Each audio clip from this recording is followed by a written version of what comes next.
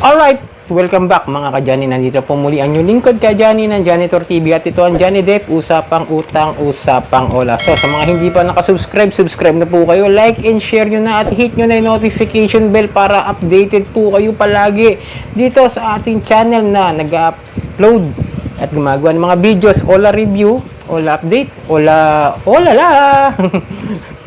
Nakaka-sensure ako mga ka-Johnny, alam mo bakit? Kasi nakikita ko parang malapit ko na maging kahawig si Melo Yap Reacts. Kung nanonood kayo ng mga viral ngayon, ng mga videos, ng mga kabatas, tsaka yung mga nangyari tungkol kala RTIA, kala Rapitul, kala Senator Rapitul po, no? Meron siyang vlogger, di ba? Yung si Melo Yap Reacts. Kung papansin niyo, medyo hawig na kami. Kaya tantawa ako na ngayon ko na napansin, mga ka-Johnny. Pero, nanonood ako sa yun din, dun ko lang talaga napansin kasi nga ito. Pero wala tayong ano ron, medyo ayokong makisingin sa mga yun, makasuso. Nagkakasuhan na sila. So yan mga ka-Johnny. Meron tayong i-review ngayon na ola mga ka-Johnny, no? Si Mabilis Cash. Si Mabilis Cash mga ka-Johnny, ang lagi kong nakikita ngayon sa group na may magtatanong kung legit ba ito o hindi, o kung ano man yung tawag doon, yung ginagawa nila, kung okay ba itong hiraman o hindi. Pero sabi ko sa inyo mga ka-Johnny, hindi ako nagpo-promote dito. Ang sinasabi ko sa inyo, mas mabuting iwasan ninyo kaysa magkaroon kayo ng problema sa kinabukasan o sa future nyo, kaysa magkaroon kayo ng mas malaking sitwasyon na hindi nyo magugustuhan. Iwasan na lang ang mga ola. Tandaan nyo, yun lagi ko sinasabi. Pero i-review ko lang sa inyo para maging patas naman tayo rito na ang i-review natin is babalance lang natin kasi marami daw nakakahiram na okay naman daw, legit naman daw talaga at pero syempre meron pa rin bad side mga ka-Johnny. So yun, si Mabilis Cash Online Easy Loan, ayan, under po siya ni Mali Lending Corporation. So tinignan ko naman yung kanyang SEC registration, doon nga siya, nakabilang nga siya doon, kasama siya sa Mabilis Cash, tapos yun nga Mali Lending mga ka-Johnny. So maganda rin yung review sa kanya, medyo nasa 4.5 ba. Medyo na-screenshot ko sa dulo eh. Pero alam ko nasa kulang-kulang 5 stars na siya mga ka-Johnny. Ganun. Medyo maganda yung review sa kanya dito sa Google Play Store mga ka-Johnny. Kung saan mo siya i-download. So, tingnan natin yung iba niyang mga tawag doon, yung mga ibang pwede kong i-explain sa inyo dito sa Mabilis Cash Ola. So, ayun mga ka-Johnny, yung mga ilan sa mga screenshots ko na medyo mabait naman daw si Mabilis Cash. Ayan. Pakpan na lang natin yung mga pangalan ng mga nagko-comment ng mga ka-Johnny para sa privacy nila. So yun, ito ang mga nakukuha ko doon sa groups mga ka-Johnny. Ito, sabi naman ng isa, medyo mabait si Mabilis Cash.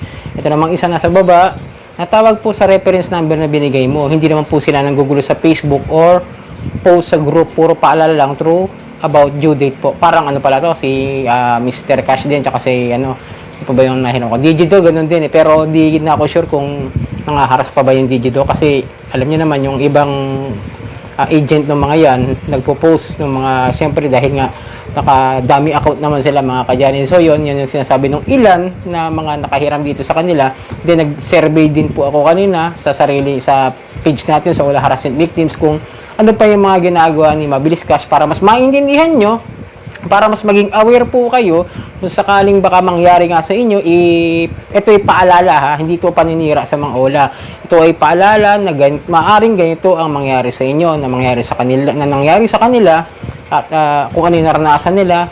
Ang sabi nga ng iba ay medyo mataas din daw ang interest. Pakita ko sa inyo ibang mga para magkaroon kayo ng ideya, magkaroon kayo ng kung tama pang lapitan o Pero sabi ko sa inyo, palagi kong papalala, wag na lamang po kayo lumapit sa mga ola. Kung may mga kaibigan kayo, iwasan nyo na lang. Doon na lang kayo lumapit sa mga kakilala nyo talaga na matutulungan kayo.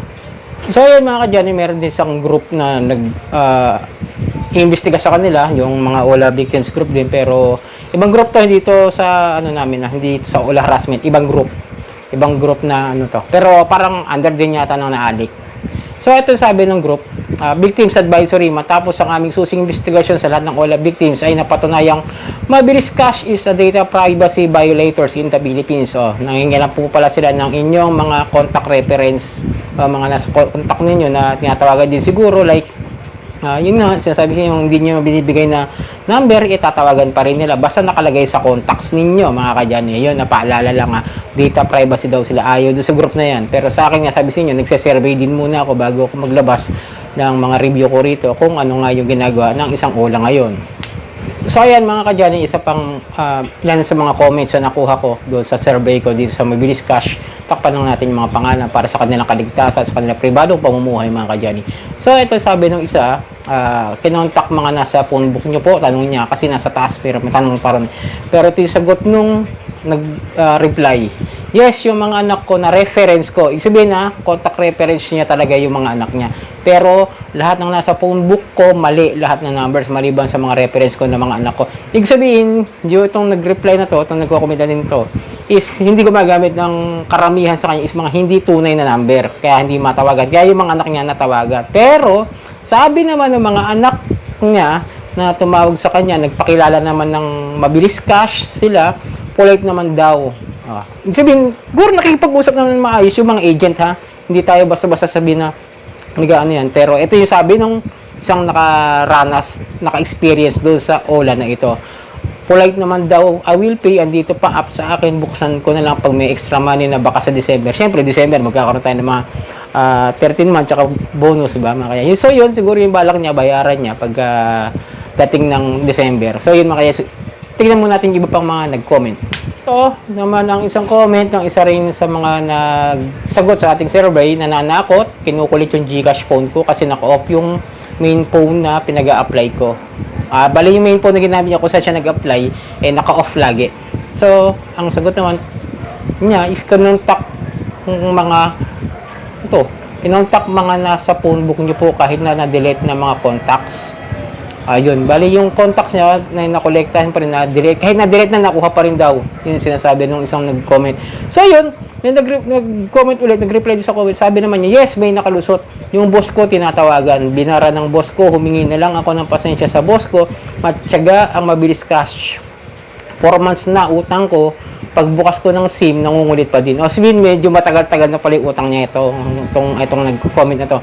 4 months na siyang hindi nag-comment, pero ibig sabihin, active pa rin sa pagtawag sa kanya. Dahil nagtanggal nga siya, di ba, nag-change SIM, pero kinukulit pa rin siya after 4 months. So yun mga kadyani ha, tandaan nyo, sabi ko sa inyo, yung mga Ola, mabilis magpautang niya sa maliit na halaga. Yun lang may tutulong nila. Mapapautang ka sa maliit na halaga.